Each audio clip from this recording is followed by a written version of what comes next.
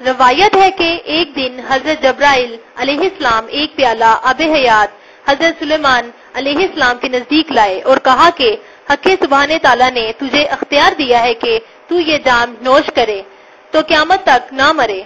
سلیمان علیہ السلام نے جن و انس حیوانات سے اس بات کی مشاورت کی، سب نے یک زبان ہو کر کہا مبارک ہے، پی لیجئے، یہ حیات ابدی حاصل کیجئے۔ تب سلیمان علیہ السلام نے اندیشہ کیا کہ کوئی اس مشاورت سے خالی تو نہیں رہا، ایک خار پشت باقی رہ گیا، سو خیال میں گزرا اسے بھی بلوانے کے لیے واسطے گھوڑے کو بھیجا گیا، پر وہ اس کے ساتھ نہ آیا۔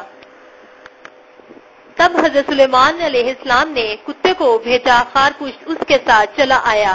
سلیمان علیہ السلام نے کہا مجھے تیرے ساتھ کچھ مشاورت منظور رہے، لیکن یہ تو بتا کہ گھوڑے سے زیادہ کون سا جانور شریف ہے جو تو اس کے بلانے سے نہ آیا، اور کتا جو کہ سب جانوروں میں سے نجیس و ناپاک ہے اس کے ساتھ چلا آیا، اس کا کیا سبب ہے؟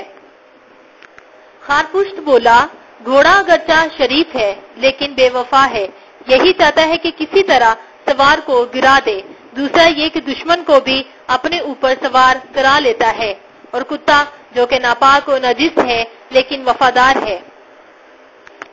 ایک لقمہ کسی کا کھائے تو ساری عمر اس کا احسان نہ بھولے۔ تب سلیمان علیہ السلام نے کہا کہ جامع آب حیات میرے پاس بھیجا گیا ہے اور اس گے فرمایا مجھے اکیلے کے لیے اس کو پینے کا حکم ہے۔ خارپوشت بولا تو اس کا پینا مناسب نہیں، کیونکہ ہر ایک عزیز تمہارے روبرو جب مرے گا تو ان کے غم و ماتم پر یہ جان شری تمہیں تلخ ہوگی۔ عزیز دوست جب کوئی نہ رہا تو زندگانی حیف ہے۔ یہ بات حضرت سلیمان علیہ السلام کو پسند آئی اور وہ آب حیات واپس کر دیا۔